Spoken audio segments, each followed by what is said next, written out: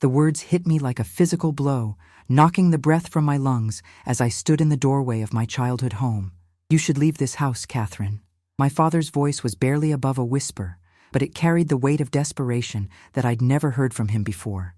His weathered hands trembled as he gripped the edge of the kitchen table, the same table where we'd shared countless meals, where he'd helped me with homework, where we'd laughed until our sides ached during better times. Now those same hands seemed to be holding on to something far heavier than wood and memories. I searched his face for any hint of the man who used to tuck me in at night, who would chase away my nightmares with silly jokes and warm hugs. But all I found were hollow eyes that refused to meet mine, deep lines etched by years of carrying secrets I was only beginning to suspect existed. "Dad, what are you talking about?" I managed to ask, though my voice sounded foreign to my own ears. The afternoon sunlight streaming through the kitchen windows felt too bright, too cheerful for the darkness that seemed to be creeping into our conversation. Something was terribly wrong, and every instinct I had was screaming at me to run, but my feet remained planted on the familiar hardwood floor. The silence stretched between us like a chasm, filled only by the steady tick of the grandfather clock in the hallway, the same clock that had marked every significant moment of my 28 years. I could hear my own heartbeat thundering in my ears as I waited for an explanation that seemed to hang just out of reach. My father's shoulders sagged under an invisible weight, and for the first time in my life, he looked truly old. Not just aged by time, but broken by something that had been eating away at him from the inside. The man who had always been my rock, my constant source of strength, was crumbling before my eyes.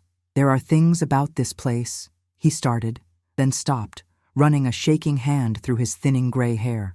His voice cracked like autumn leaves underfoot, brittle and fragile. "Things you don't understand, Katherine.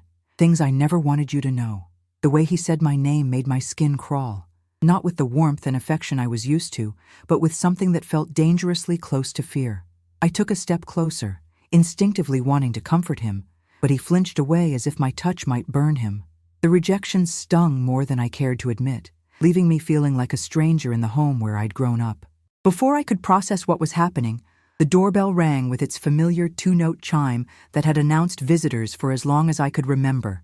My father's face went completely white, all the blood draining away until he looked like a ghost of himself. "That's her," he whispered, and I could hear the terror in his voice. "Katherine, please, you have to listen to me. Whatever happens next, whatever you learn, you have to promise me you'll leave this house and never come back." His words tumbled out in a desperate rush, each syllable heavy with an urgency that made my stomach twist into knots. I wanted to ask who she was, wanted to demand answers to the 1,000 questions racing through my mind, but the doorbell rang again, more insistent this time. My legs felt like lead as I walked to the front door, each step echoing through the house with an ominous finality.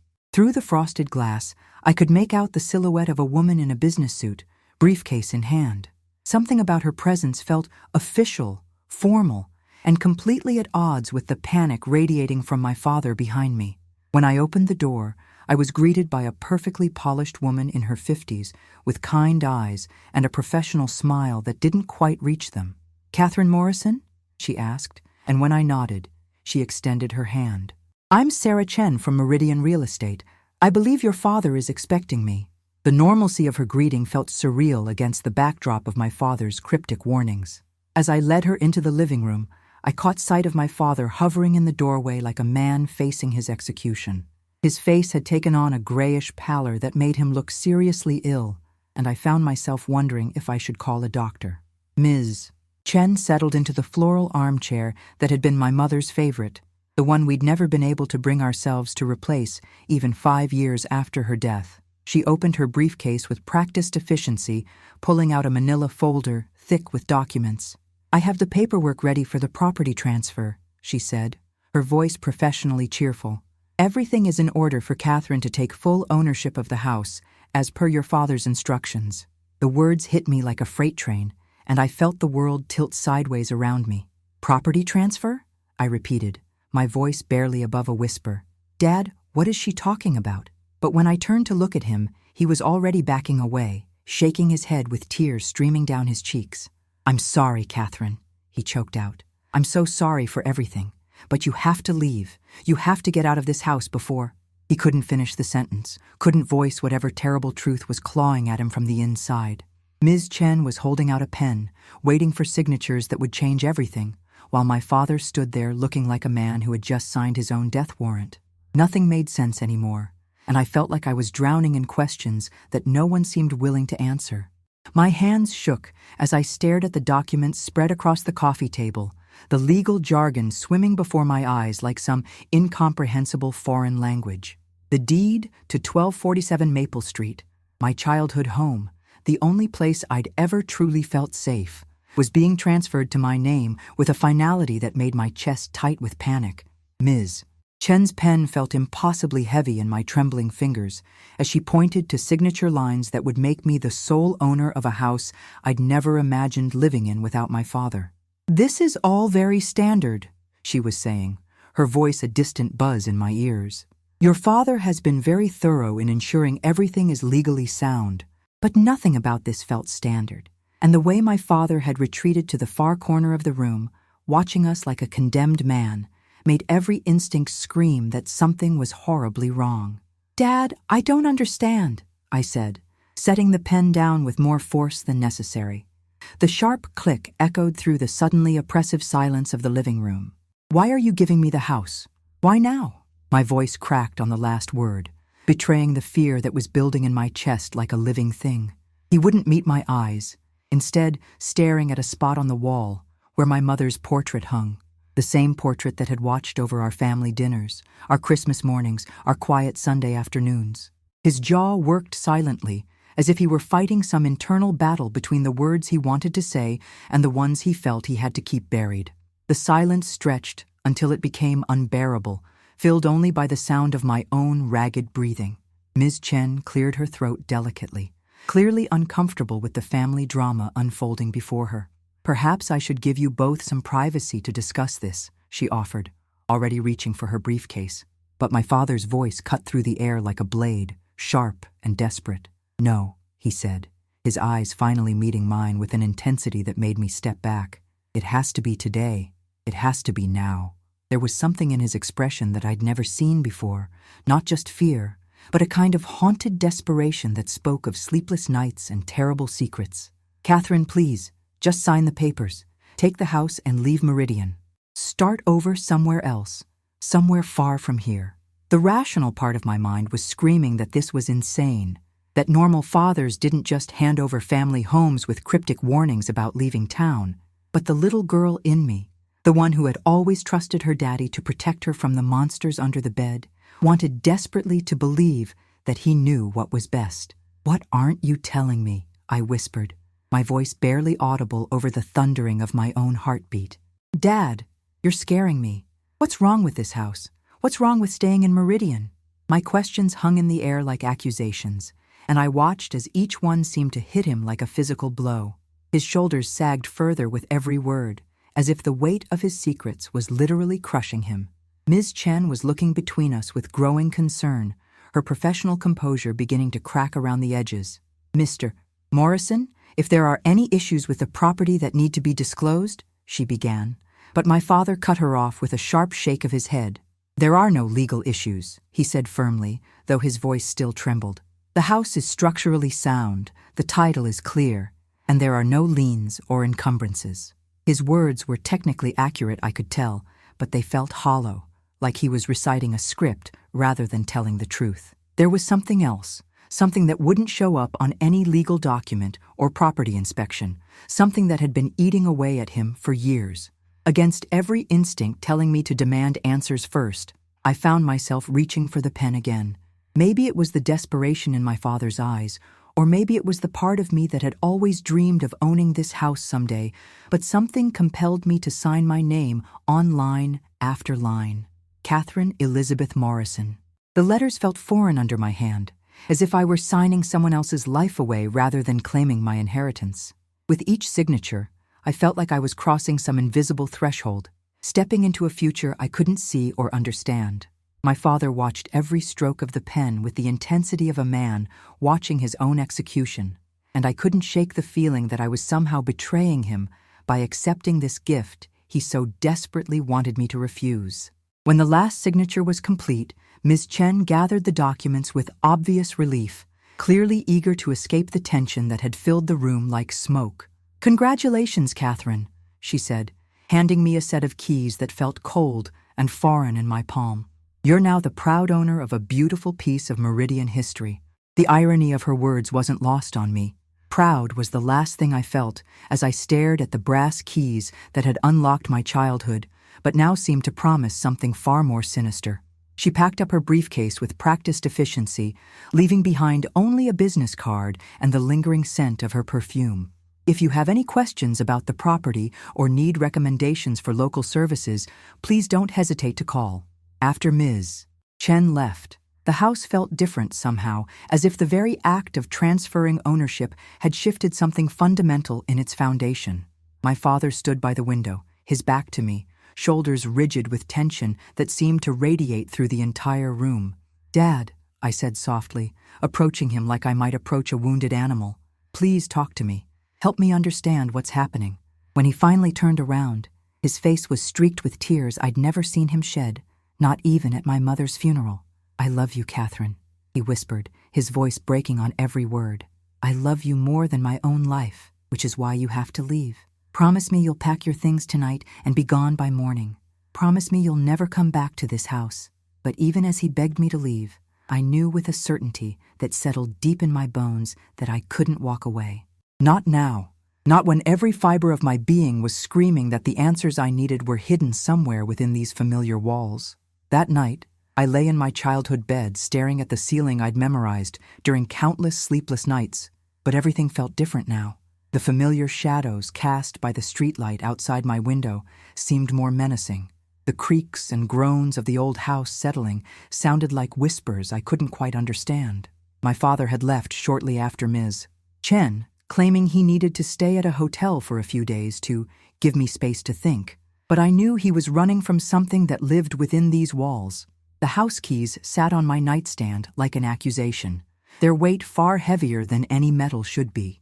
Every time I closed my eyes, I saw the terror in my father's face, heard the desperation in his voice as he begged me to leave the only home I'd ever known. Sleep eluded me completely, and as the hours crawled by, I found myself listening to every sound with an intensity that bordered on paranoia. The house had always been old, built in 1952 according to the property records, but tonight it seemed ancient, as if it were holding its breath and waiting for something terrible to happen. Around 3 a.m, I heard what sounded like footsteps in the attic above my room, slow, deliberate steps that made my blood run cold. I told myself it was just the house settling, just the old wooden beams expanding and contracting with the temperature change. But the rhythm was too regular, too purposeful to be anything but human. My heart hammered against my ribs as I strained to listen. But the footsteps stopped as suddenly as they'd begun, leaving behind a silence that felt more ominous than any sound. When dawn finally broke through my bedroom curtains, I was exhausted but more determined than ever to understand what my father was so desperate to hide. I made coffee in the kitchen, where he'd delivered his cryptic warning just yesterday, the normalcy of the routine feeling surreal against the backdrop of everything that had changed. The morning light streaming through the windows should have been comforting, but instead it illuminated dust motes that danced like tiny ghosts, and I couldn't shake the feeling that the house itself was watching me. I found myself studying every corner, every shadow, looking for clues to the mystery that had transformed my loving father into a terrified stranger overnight. My first instinct was to search through my father's study, a room that had always been off-limits during my childhood. "Daddy's working," my mother used to say whenever I tried to venture inside. And even as an adult, I'd respected that boundary. But now, with the house legally mine and my father's warnings echoing in my ears, I felt justified in crossing that threshold. The study was exactly as I remembered it: dark wood paneling, floor-to-ceiling bookshelves, and a massive oak desk that dominated the center of the room. But as I began opening drawers and filing cabinets, I realized that most of them were empty, as if someone had systematically removed anything of importance. The few documents that remained were mundane: old tax returns, insurance policies, utility bills. Nothing that would explain the fear that had consumed my father.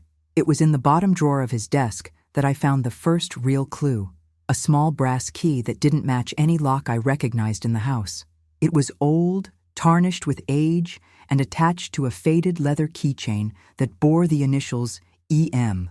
Not my father's initials, not my mother's, not mine.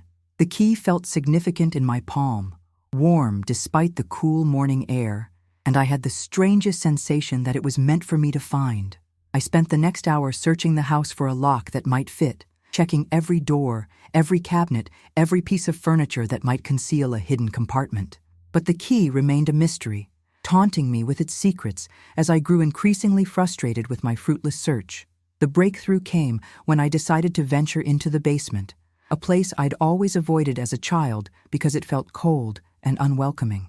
The wooden stairs creaked ominously under my weight as I descended into the musty darkness, my phone's flashlight cutting through shadows that seemed to retreat reluctantly before its beam.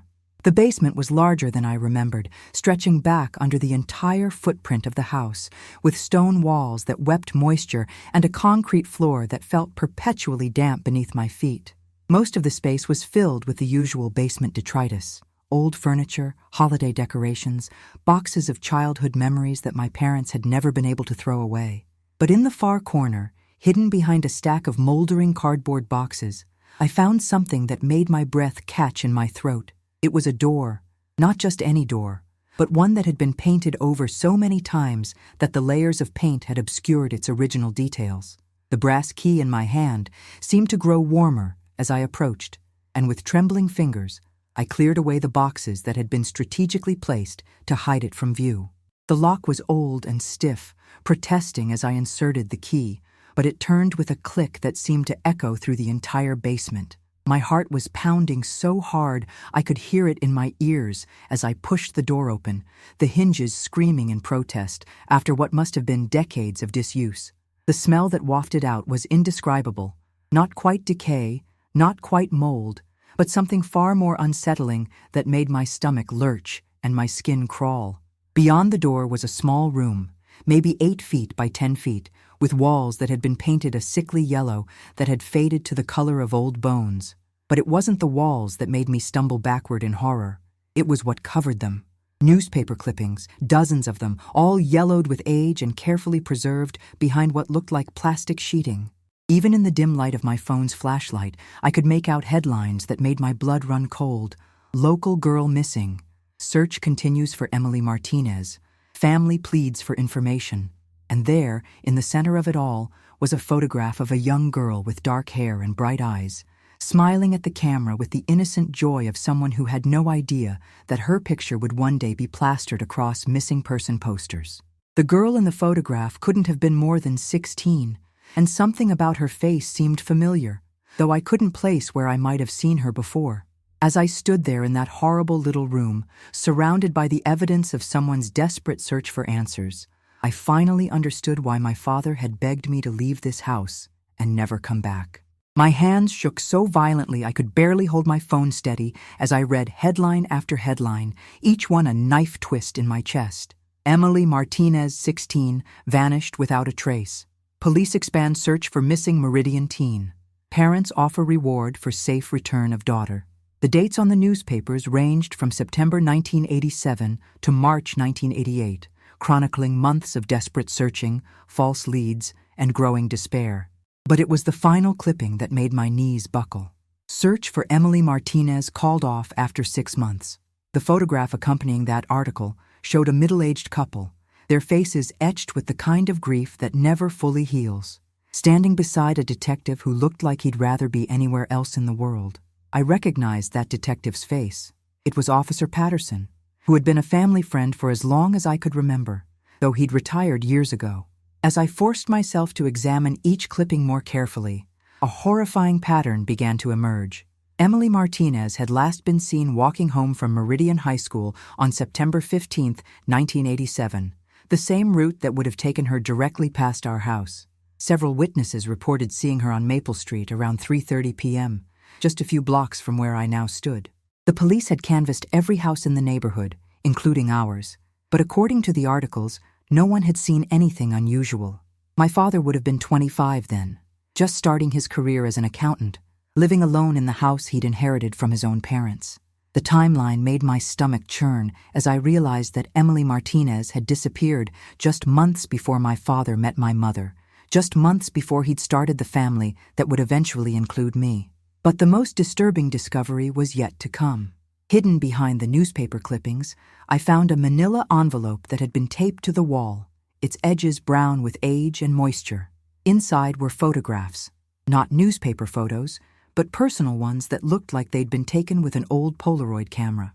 They showed Emily Martinez, but not the smiling school portrait that had been plastered across the missing person posters. These were different, intimate, taken without her knowledge as she walked to school, sat in the park, talked with friends outside the local diner. Someone had been watching her, following her, documenting her daily routine with the methodical precision of a predator. The final photograph in the stack made my blood turn to ice. It showed Emily walking up our front walkway, her hand reaching for the doorbell, completely unaware that she was about to step into a nightmare. I stumbled out of that horrible room, slamming the door behind me and leaning against it as if I could somehow contain the evil that had been festering there for decades. My mind raced as I tried to process what I'd discovered, tried to reconcile the loving father who had raised me with the evidence of something monstrous hidden in our basement. The man who had taught me to ride a bike, who had scared away my nightmares, who had held me when I cried over broken hearts. Could that same man have been capable of something so unspeakably evil? The thought made me physically ill, and I barely made it to the basement utility sink before my stomach emptied itself in violent heaves that left me weak and shaking. But even as I tried to deny what the evidence was telling me, more pieces of the puzzle began falling into place with sickening clarity. My father's inexplicable knowledge of self-defense, the way he'd always insisted on walking me to school, even when I was old enough to go alone, his paranoid insistence on multiple locks on every door and window. I'd always attributed these quirks to his protective nature, but now they took on a far more sinister meaning. And then there were the nightmares, not mine, but his. Throughout my childhood, I'd often heard him crying out in his sleep, thrashing around in bed until my mother would wake him with gentle whispers. "Just a bad dream," she'd always say when I asked. But now I wondered if those dreams were actually memories, guilt manifesting itself in the darkness when his conscious mind couldn't keep the truth buried. The worst part was realizing that my mother must have known something. She'd been too intelligent, too observant not to notice the signs, not to question why her husband kept a shrine to a missing girl hidden in their basement. Had she been complicit in keeping the secret, or had she been another victim of my father's deception? I thought about the way she'd sometimes looked at him when she thought no one was watching, not with love, but with something that might have been fear. The way she'd always insisted on answering the door herself, the way she'd grown increasingly withdrawn in the years before her death. Had she been protecting me from the truth, or had she been protecting him from the consequences of his actions? As I climbed the basement stairs on unsteady legs, my phone rang with a shrill tone that made me jump and nearly drop it. The caller ID showed my father's number, and for a moment, I considered not answering, not sure I could trust myself to speak without screaming accusations at him.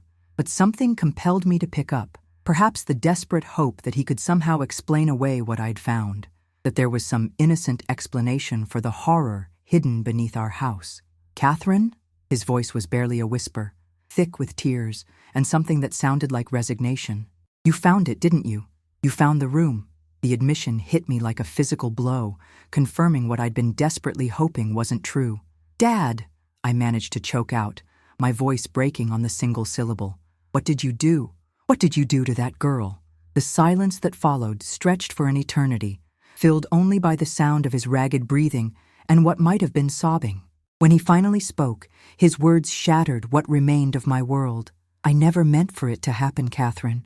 She came to the door, selling magazines for a school fundraiser, and I invited her in for a glass of water. But then she saw something she shouldn't have seen, and I panicked. I was young and stupid and terrified, and I made a choice that I've regretted every single day for the past 36 years. The confession hung between us like a death sentence, and I realized that my father, the man I'd loved and trusted more than anyone else in the world, was a monster who had been hiding in plain sight my entire life. The phone slipped from my numb fingers and clattered to the kitchen floor, the sound echoing through the house like a gunshot.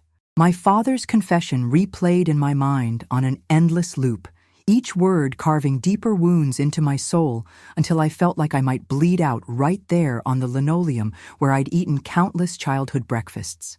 Emily Martinez had been 16 years old, just a girl selling magazines to raise money for her school, trusting enough to accept a glass of water from a neighbor, never knowing she was walking into the last moments of her life. The weight of that knowledge crushed down on me like a physical force, making it hard to breathe, hard to think, hard to reconcile the monster my father had revealed himself to be, with the man who had kissed my scraped knees and taught me that honesty was the most important virtue.